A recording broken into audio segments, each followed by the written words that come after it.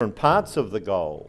Someone might be looking at literacy in one area. Someone may be looking at P to 2. Someone may be looking at 3 to 4. Someone may be looking at children who have literacy difficulties. But at a particular point in time, if it's a learning community, the people in it all have the same goal. Now, it may be that this same group of people work as a community of learners in all sorts of other areas. They don't have shared goals in any other areas. Their shared goal is in literacy. So I'm really wanting to push the concept of a learning community really being project targeted. Our project is literacy enhancement. For all other activities, they needn't have the same goals at all. They can all be going their own directions. So it's not meant to, be really tying people down or saying people all have to, be members of the same community in every context.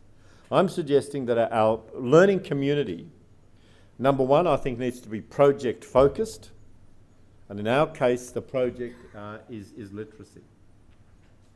Now, a second aspect of a learning community is that there is a knowledge focus that really accepts that the key reason for learning is to build knowledge into the community. And we've made a big deal of group learning, bringing together the knowledge of our colleagues, having the opportunity for every so often sharing the knowledge, putting it together, where do we go next and so on. Now that is a characteristic of a learning community. A learning community needs to have a mechanism for building group knowledge. The community is learning. It's not just individuals learning. Is that okay? The idea of the learning community is that it as a whole, as a community, if the community comprises 3 teachers learning about literacy, every so often those 3 teachers come together and pool their knowledge. They are learning for the community. The third aspect is the motivation for learning. Now, when you have a community of learners, each member of the community is motivated to learn for their own purposes. The motivation is intrinsic. They want to improve their own practice. There are aspects of their practice that they're wanting to work on further.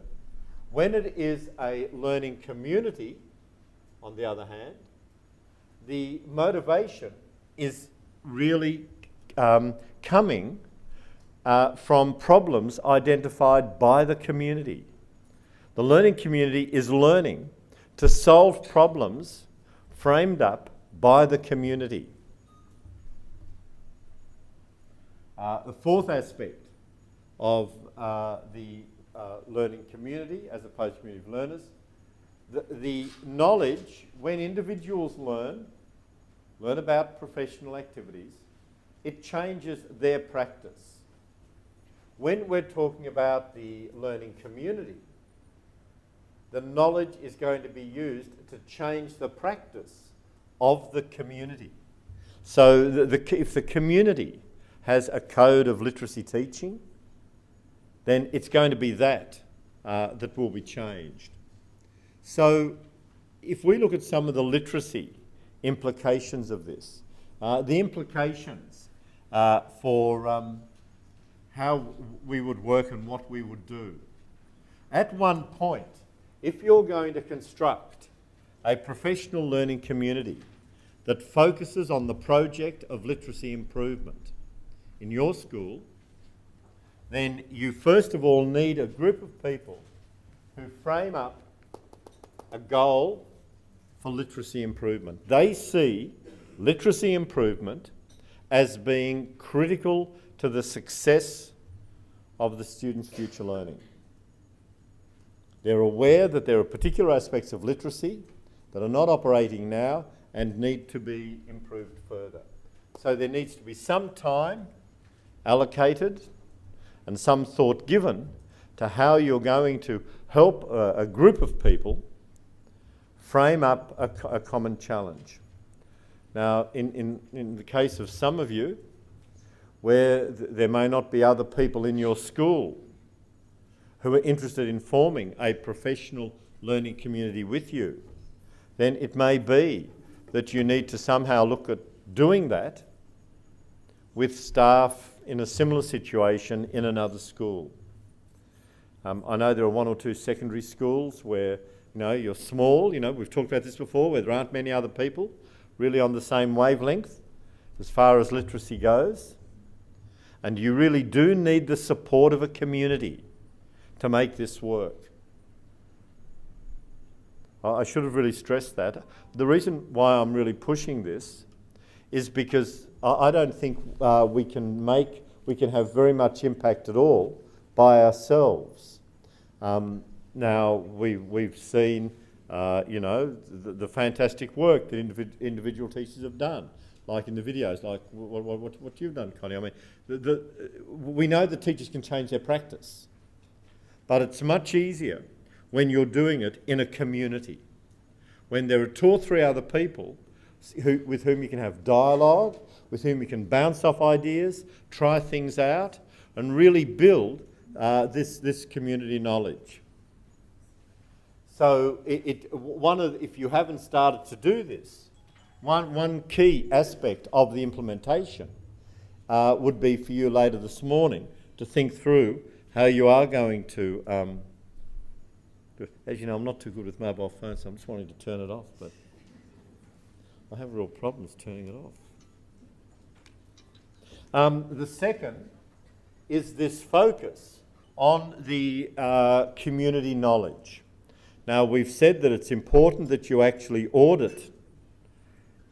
You audit what your community knows at any point, and in order for that to happen, you need the individuals in the community honestly saying what they believe about literacy and what they think will work in literacy teaching. Sometimes, if people are not sure of themselves, or they don't know whether they can trust the group, or whether their knowledge is going to be respected by members of the group, they won't give it out. They won't put it out there initially. And so you may need to think of strategies that can be used in order to get that. I should have mentioned earlier, a learning community really operates on the basis of trust and respect. And that's very important. Trust and respect for ideas that to 1 or 2 members of the community may seem really weird or stupid or irrelevant. Who knows? There may well be something in them. The issue of collaboratively framing up the problem to be solved and having a framework for doing it, and then being able to draw in the new knowledge. So I'm suggesting over the next 2 terms, if you're going to form a learning community with a group of colleagues who are, really wanting to focus on literacy knowledge, that they are 3 or 4 key conditions that physically need to be in place, in order for the community to operate.